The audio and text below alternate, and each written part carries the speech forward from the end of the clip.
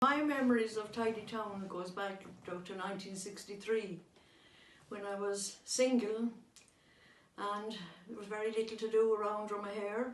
So myself and a friend of mine, we decided we joined the Tidy Towns. It was a social event for us. We met every Monday night in the Stanford Inn and there were about 10 or 12 members. So we concentrated on beautifying the town, adding to it, which is already a very beautiful village. And I can remember we had no way of raising funds, we had no leader programme, no peace and reconciliation funds.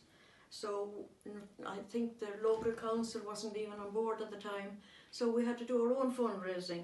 We had carnivals down in the park and up in the Drumlease and out at Killananima.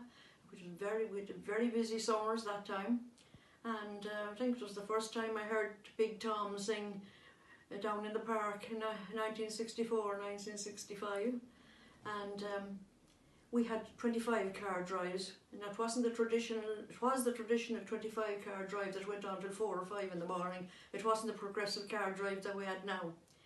So I remember too, Rose Dunleavy and myself were sent on a course to Termonfeckin to the ICA headquarters to do a course in Tidy Towns. It lasted from a Friday evening till the following Sunday, and it was very helpful because we did colour schemes and how to cut fences and how to plant different types of flowers, and we brought back our knowledge to the committee and we tried to implement some of them.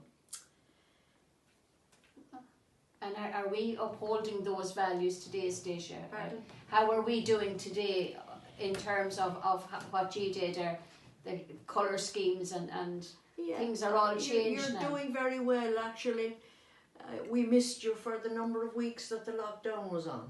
Yes. But when you were back a week, we could see right away things were beginning to brighten up again. The grass verges were being cut and weeds were being tidied up and flowers were planted. It was nice. Yeah. You brought a sense of life and a little buzz to the town, you know. Yeah. Yeah. And I think without the Tidy Towns or the Development Association, Dromahair would be the poorer, only for you. Yeah. We have local people working on the scheme who have taken part. They've taken ownership of the town, exactly. And I think that's very important. Yeah. And I think too, in my time in the Tidy Towns, the children were very much involved. Yes. Every Monday evening, 2 or 3 from the local committee went round the town with 2 or 3 kids, and we picked every piece of litter, even matches, and we put them into plastic bags and left them there for the deliveries on whenever they were collected, maybe at the weekend. Yeah. Yeah. And even coming from school, the kids would have a plastic bag and they would collect the litter coming from school. Yes. If they saw anything thrown around. And I think it's very important that youngsters grow up with that attitude, yeah. that this is our town, and give them a sense of ownership. Yeah. Well, we have upheld those values anyway, because we still have our children that come out and help, and they help with the planting, which is great. Yes. And we go out every Tuesday evening, and we have and we do our approach roads as well. Yes. And then now we have to segregate the waste and bring what we can to the bottle banks and stuff like that, and then the county council takes it away, so that's different. It's not into your own bin collection. Every so often the council comes and takes away the rubbish and that. But we still have the children involved, and we are working with the transition year students now, and we actually have a youth Tidy Towns section set up with 7 transition year students. Yes. But unfortunately we just had them set up when COVID-19 shut us down. Yes. So it's a difficult time, but we will be back with them, and it's good for the town to have young people. What I find too, looking at the Tidy Towns, Dromahair has grown so much in the last 15 to 20 years. Yes. In my time in the Tidy Towns, there was just the main street, the back line and Market Street. But now you have so many, I think there are 9 different little estates that you have to work, and that increases your workload. It does, yeah. And probably I think that without the scheme, the community scheme, it would be very difficult for a community to get enough volunteers to keep control of all the litter in the town without you people. Yeah, we definitely, the RSS workers on the village are a great help to the community. Yeah. They absolutely are. And I've lived in Dromahair for 20 years. I was looking for a village at one time, and I did move to Ireland in '97, and we was rural, but I was looking for a village location, and I come across this purely by chance. And I will say this for Dromahair, it's the nicest place to live in Ireland, I'd say. The community spirit here is absolutely excellent, and that showed very, very well during the lockdown, because both myself and my wife had to cocoon, and I could not believe the amount of people that were offering help to get shopping, plants, you name it. They was falling over themselves to help us out. And it's then that you realise what a unique place that you live in. The actual village itself is one of the nicest places to live. It's quaint, it's well looked after, the community spirit is incredible. They've created a park which was locally funded. There's now a walk to the park which was all done through local funds. There's a sports field down there. I mean, it's one of the greatest places for young people and young families to live. And I say this, the actual local committees do a fantastic job. The village is always clean. There's always something on Facebook about picking up litter, and it's always well attended. I can only say that the people that run all the local committees, tidy towns, etc., do a fantastic job, and they got my full support.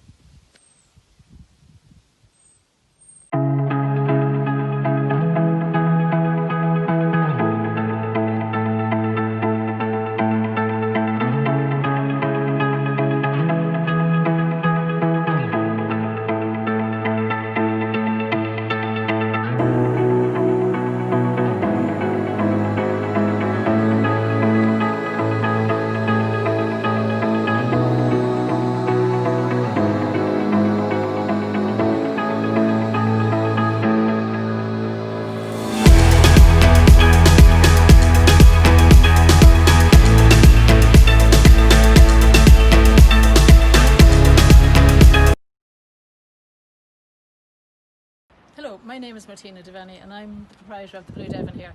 I've been involved with the Tidy Towns insofar as I sponsored the Best Kept Estate, and I'm absolutely thrilled that they've been nominated for a great award. They work extremely hard, loads of community help, loads of community volunteers from young to old, and without them I don't think Dromahair would be half the scenic place that it is.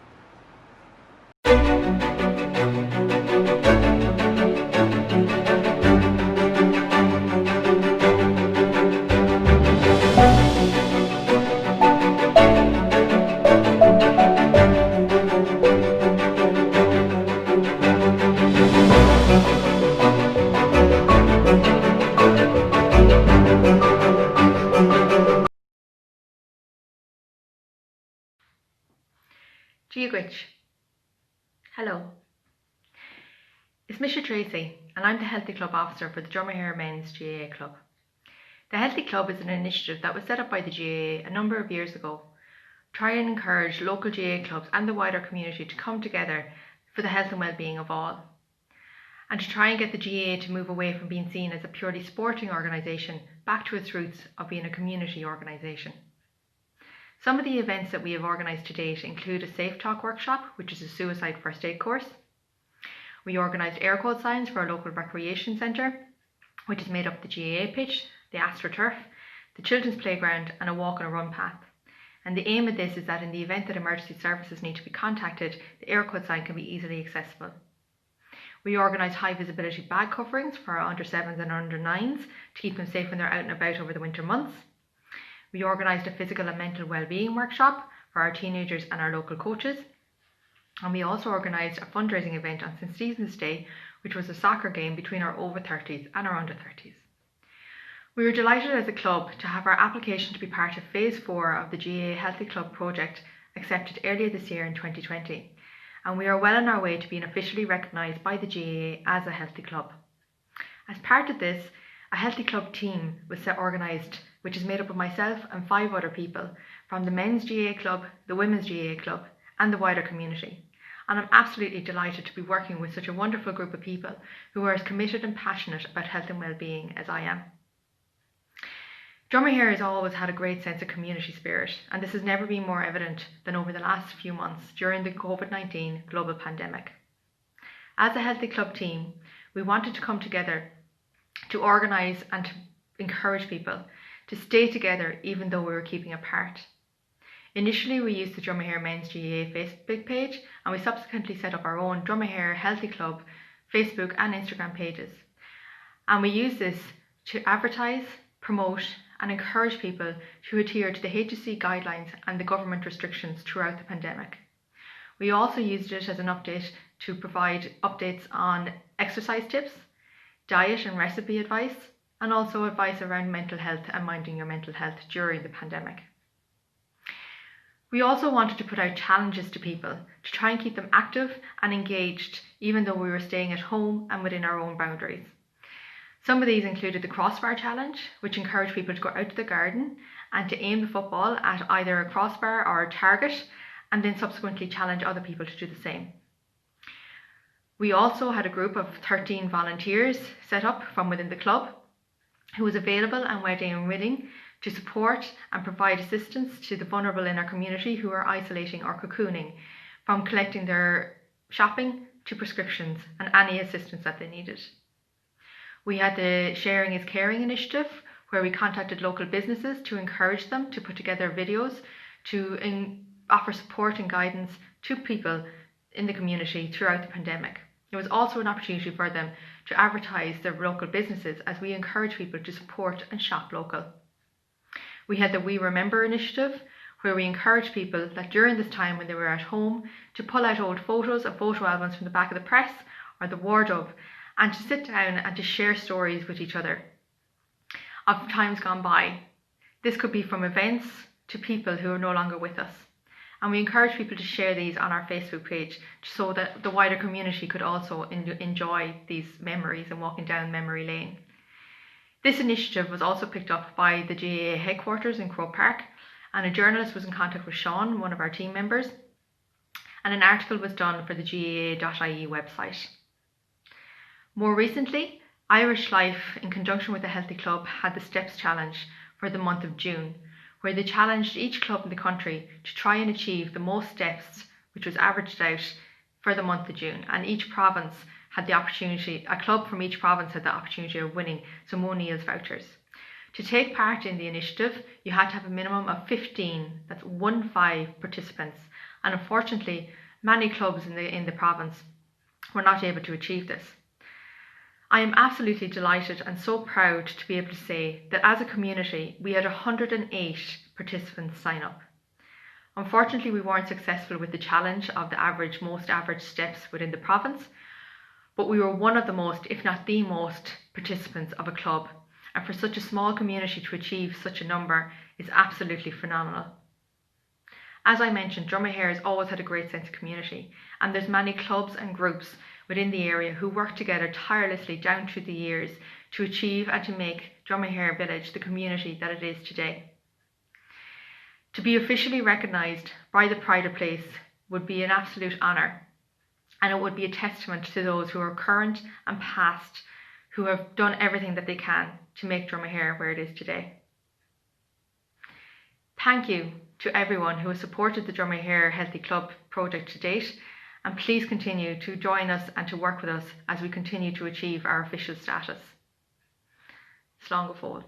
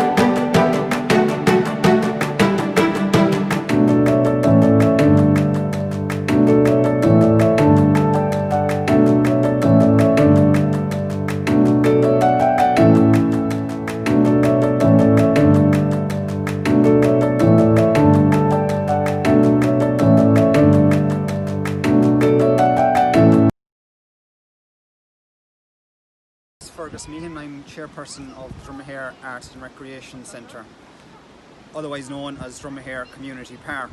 We're here in the park this morning. Over a decade ago, this centre just comprised a GAA football field and a pavilion down to our rear here. After over 10 years of work and over 800,000 euros of investment, we're midway through the development of a very large complex. Today the complex comprises the GAA field as it currently stands, which is due for improvement, the pavilion, a 1 kilometre walkway which goes up into the wood down to the rear of an AstroTurf, our playground here, physical exercise gym around the perimeter of the walkway, and this is after phase 2 of the development. What I haven't mentioned is the state-of-the-art 4G AstroTurf, which is down to my rear here, completed and opened last October. The development of this facility couldn't have been completed without the partnership and community drive of a number of organisations. Dark were supported by 2 local GAA clubs, St Patrick's GAA and Naomh Pádraig GAA, Dromahair Community Development Association, among many others. Of that 800,000 I mentioned, quite close to 400,000 euro was raised through local generation, fundraising drives. There was a number of initiatives. One of the big ones was a scrap metal drive about 10 years ago, where over 70,000 euro was generated. There was a door-to-door collection where a lot of people in the community generated income for the facility by way of their own sponsorship. The development is, as I said, halfway complete. Over the next number of years we hope to complete the GAA football field itself. There's a training facility to be completed between the GAA football field and the AstroTurf to our rear. This area down here will be developed as well, dressing rooms, car parking area, basketball courts, and finally the bridge will be improved. So it's a huge achievement for Dromahair community, a small community, to have been able to develop this facility. There's huge pride in the area. This goes back down through the generations. Huge commitment to develop the community, which we're a small community on the periphery of Sligo town, a key support village to Sligo town, while being in County Leitrim. So it is with great pride that we've been nominated for this award, and hopefully it will bring more prominence to Dromahair over the coming years. Míle maith agat.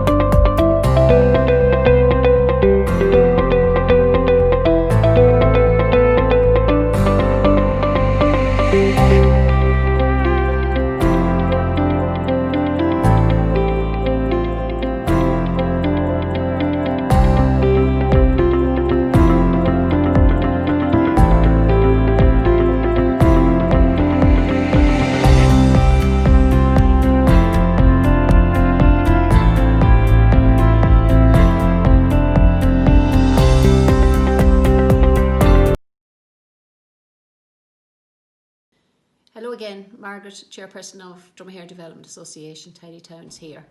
And I just want to thank everybody who took part in the video to help us put together a little picture of what's happening here in our community. A community we're very proud of and proud to be part of. I want to thank Leitrim County Council for nominating us for this prestigious award, and we hope that we have done them proud in trying to put this application together.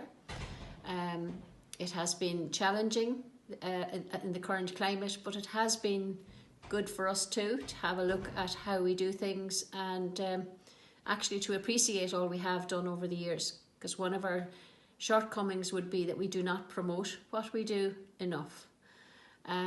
So thank you very much to everybody, and thank you to the judges for taking time to go through our application and examine it.